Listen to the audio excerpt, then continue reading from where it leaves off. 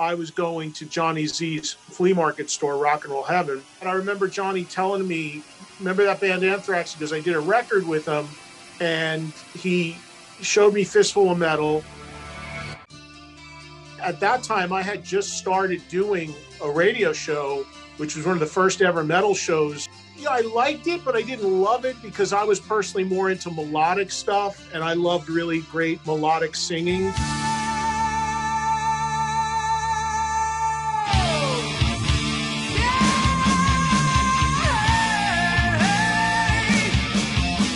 You all have to remember that Neil left the band as they played their most amazing performance at the Roseland Ballroom. The tour was amazing. And then that, we played that Roseland show, and now we're coming home to our home turf. And Roseland, you got Anthrax, Metallica, who was added to that gig, and Raven, sell out 3,500 tickets to the Roseland Ballroom. None of us have a major label deal. We're all on Megaforce Records. And we sell out. And of course, all the labels are like, huh? The Scooby-Doo ears go up. We hit the stage, and I mean, it couldn't have gone better. 3,500 dudes pumping their fists and headbanging, and the place is getting trashed, and it was fucking chaos. And same for Metallica, same for Raven. One of the greatest nights in the history of New York, in metal in New York City. And all three bands signed their major label deals off of the back of that show. We signed with Island, Metallica signed with Elektra, Raven signed with Atlantic. What's going to happen to Anthrax? What's going to happen? What will the lineup deliver? It's either the band breaks up or we look for a new singer. Like, people have our records. We're doing record store signings, and people are singing words, and they're going fucking crazy at our shows, wearing our t-shirts. People are buying shirts, and the hardships of being in a van or whatever, who cared? Anthrax, whatever band members have been in, it's a chapter.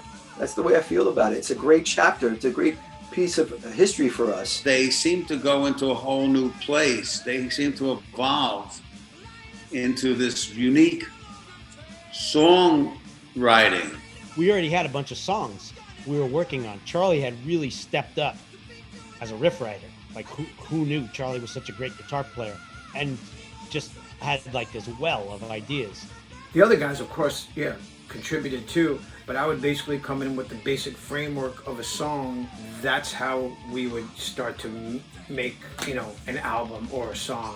We already had songs like The Enemy and Stand or Fall and Aftershock, and so Armed and Dangerous, I'm pretty sure, was Charlie and Lilker. Musically, okay, we're good. Like, we've got a guy who's stepping in and is really up in the game. On the first album, Fistful of Metal, Neil was basically the lyricist for the band.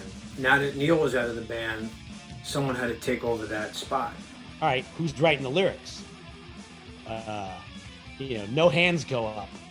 Scott stepped up and he took over the lyrics for the band. So it's kind of like, fuck it, I'll give it a try. I read a lot of books, and it's kind of like Chance the Gardener from Being There. Nobody told him he couldn't, so he could walk on water.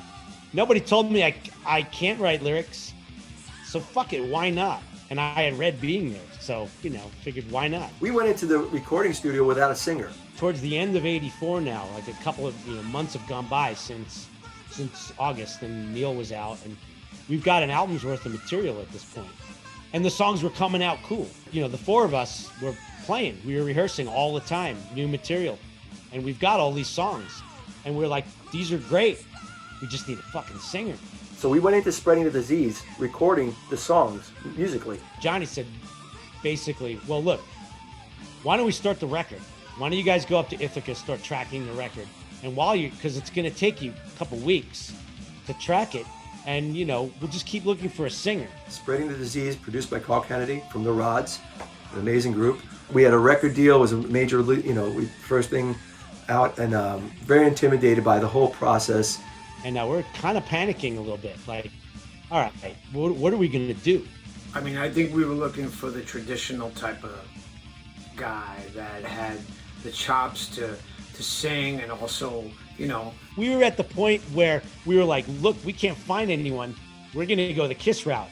I'm going to be Gene, Frankie's going to be Paul, and we're going to tag team the songs. My voice, I just try to get the job done. You know, I think I have a decent sound. I'm not a great vocalist. I just think I have a decent sounding voice at times.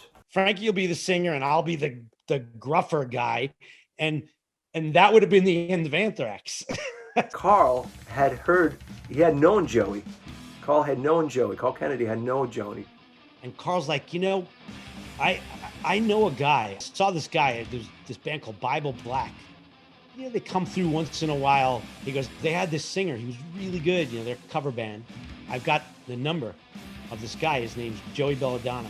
Let's give the number to Johnny, and we'll have Johnny Z call him up and see where he's at. He's up in way upstate New York. We're like, how much fucking farther does this state go? He's like, no. He's like by Canada and shit. Johnny calls us back and says that I talked to him. Sounds like a nice guy. Does he know the band? Has he heard Fistful of Metal? He goes, no, he said he didn't know the band, but, you know, he's in the hard rock. No, I had no clue. And I didn't even know what I was going to visit. There was no indication of any kind of style. Never heard of them. Just flew there on a propeller plane from Plattsburgh, New York to Ithaca, of all places. And here we are, you know, and I'm checking out this band that I don't know anything about. Joey comes in with I think it was red leopard. He didn't look like us. Red leopard pants, like black spots with red pants. Cowboy, I think it was cowboy or dress boots on. I'm in ripped jeans and an agnostic front t-shirt, and in walks this guy who looks like he should be in Whitesnake. He looked different than us, but we didn't care. We just wanted to hear how he sang. So he comes in. We're all behind the control room. Me, Scott, and Johnny Z. I think Alex Perry Alice, of course. And Joey gets up to the mic and he's like, oh, Sherry. You know, like, and we're like, what the fuck? The dude fucking nails it. Like, we all just look at each other like. Isn't that weird? Because people ask me, what was your audition like? I said, I never felt like I auditioned for anybody. I just walked in and they go, go on out and just warm up or do something. Like, hell, I'll just start singing something I know. And we were all like goosebumps. I mean, I even get goosebumps now. I don't know if you can see that here, but literally, it like it was meant to be kind of thing. And I'm going, Steve Perry, Anthrax, it's from Bible Black. David Coverdale, Rainbow covers. He's gonna sing in Anthrax. Does he understand what Anthrax is about? I wasn't up there in Ithaca, and they played it for me over the phone, and I was like, that's it, sign him up, let's go.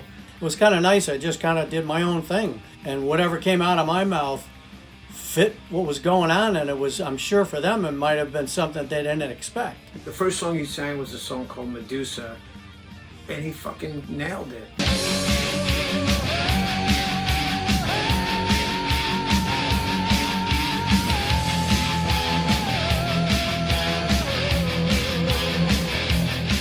And I think the cool thing is I didn't really have anything. I just sang, man. I just sang what I felt. And even to this day, these songs, when I sing on them, I just hit them the way I hear them. I know the key, the word, I just go at it. I don't really think about it too much. There's really not a lot of thinking.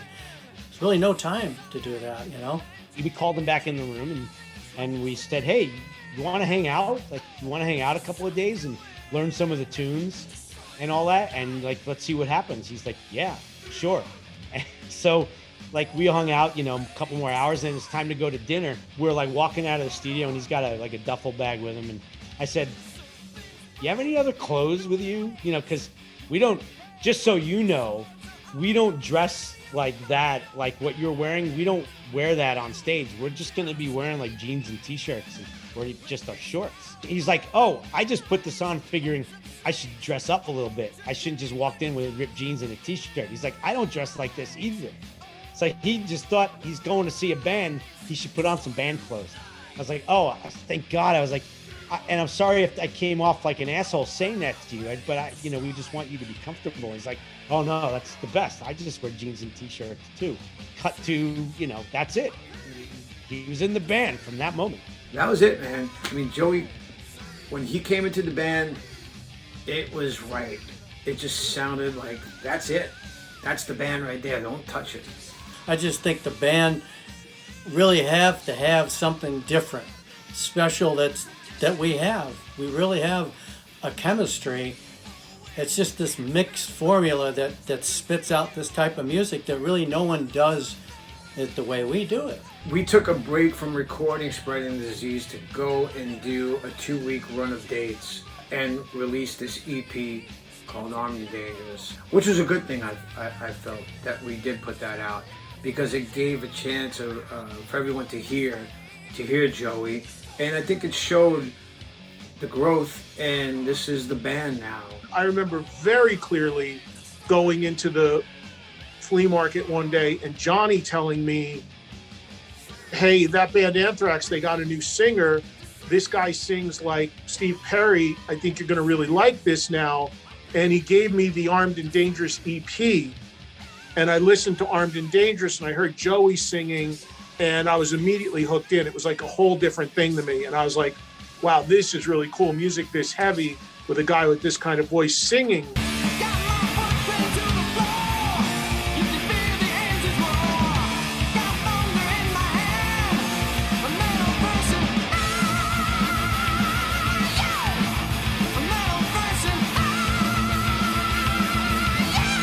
The wonderful Joey Belladonna's voice. To have that and know what we can do melody-wise, vocal-wise, range-wise, on top of the music that we write, I think it's very important to know that going in, that we have that little magic that we have to put on top of the music to make it sound a certain way. That was the thing that set us apart from the other 3 bands that were involved in this big 4. Is like Joey was more like a singer.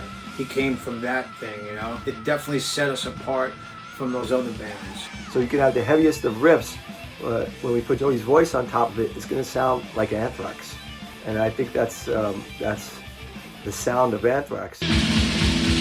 That album was all done. It was missing something.